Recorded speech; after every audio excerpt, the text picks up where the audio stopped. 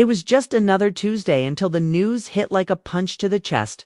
Malcolm-Jamal Warner had died. At first, disbelief took over. People clung to the hope that maybe it was another internet hoax. But with each confirmation, the truth became harder to ignore. Social media exploded. News networks began their coverage. Within minutes, Malcolm's name was everywhere, not for scandal, not for drama, but because people genuinely cared. For fans who had grown up watching him as Theo Huxtable, the loss felt personal. It was as if someone from their own family had suddenly disappeared. Celebrities, fans, journalists, and peers all echoed the same sentiment. This one hurt deeply. There were no clear details at first. Just the word sudden. That word carried the weight of 1,000 questions. What happened? Why now? The silence surrounding the cause only deepened the sorrow. But even in that uncertainty, people didn't need reasons to mourn. They knew what he meant to them. Malcolm wasn't just another actor. He was steady. He was thoughtful. He carried himself with calm dignity in an industry full of noise. From the beginning of his career, Malcolm stood out. He wasn't one of those child stars who faded or flamed out. As Theo on The Cosby Show, he became a staple in living rooms across the country. But his talent extended far beyond television. He grew into a man of many skills, a poet, musician, director, advocate. Instead of clinging to fame, he used his platform to lift others. He mentored, he spoke truth, and he embraced causes that mattered. Mental health, education, racial justice, he didn't just care, he acted. And he did it. All without shouting. He moved with quiet purpose. When the news reached his family, the world may have been reeling, but for them, it was earth-shattering. His mother, who had stood by him since day one, reportedly couldn't stop saying his name. Holding a photo of him as a boy, she seemed frozen in time. The house was still, no words, only tears and the soft hum of one of Malcolm's jazz recordings. His siblings came together, lighting candles and holding each other. No press statements, no interviews, just a note from his publicist asking for space and thanking the world for its kindness. Planning the funeral was something none of them ever imagined doing. But they knew what Malcolm would have wanted. It wouldn't be a grand display. It wouldn't be filled with celebrities and cameras. It would be quiet, sacred, honest. A small chapel in Los Angeles was chosen, a place Malcolm had frequented over the years in quiet reflection. Only those closest to him were invited. Not people from the headlines, but those from his heart.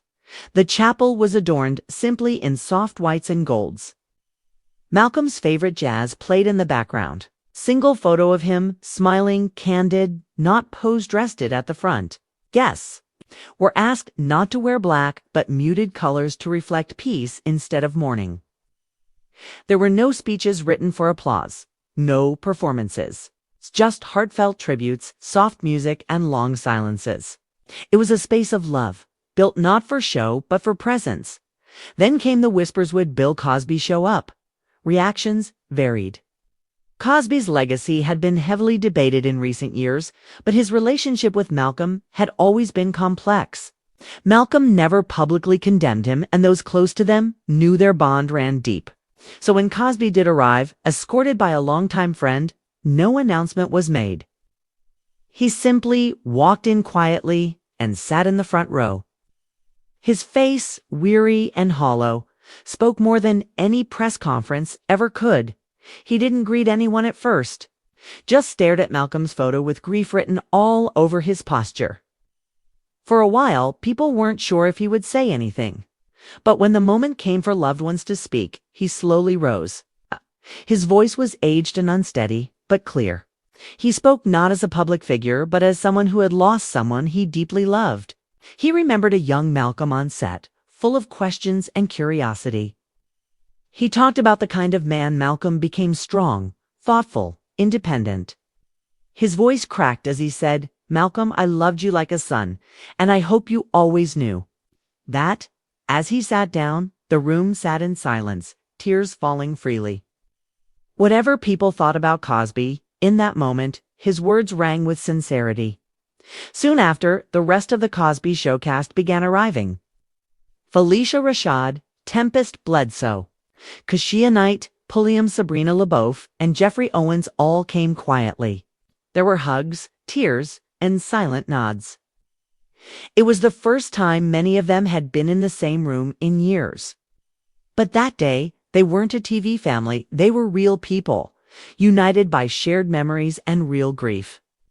They spoke quietly, remembered moments on set, laughed at old jokes Malcolm used to tell, and honored his growth from young actor to wise man Kashia.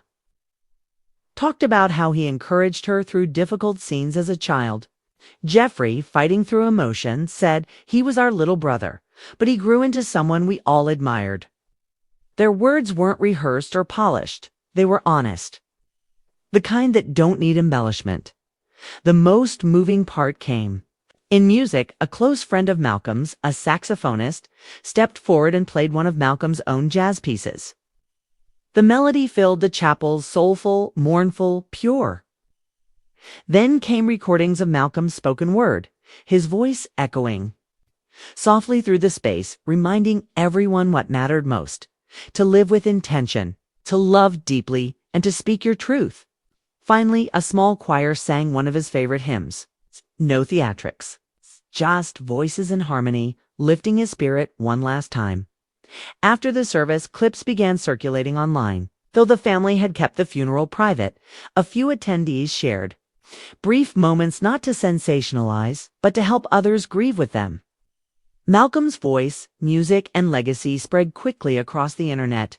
People of all ages posted tributes. The hashtag Remembering Malcolm trended globally.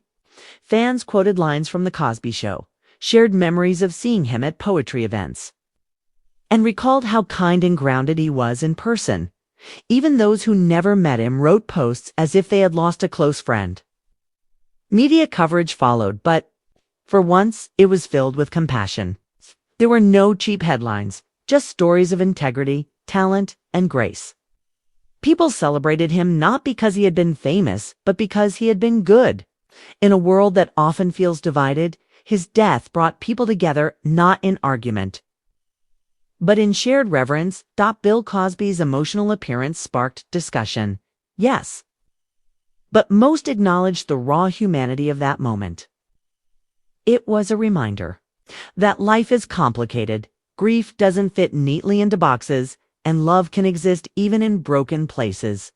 What mattered most was the love in the room, not the headlines outside it. As the ceremony closed, a voice came over the speakers, reading a poem Malcolm had written. Even when I'm gone, I hope my voice still sings somewhere in your soul. Then came the final tribute. Friends and family gathered in the garden behind the chapel. A white dove cage sat at the center, symbolizing peace and freedom to things Malcolm had cherished deeply. One by one, doves were released into the sky, their wings lifting toward the sun like soft goodbyes. There were no long farewells, just hugs, tears, and a shared silence. People lingered, stood by his photo, whispered thanks. Some left flowers, others left notes. All carried something of him with them. Not just memories of a show, or even a song, but the reminder that it's not how loudly you live, but how truly.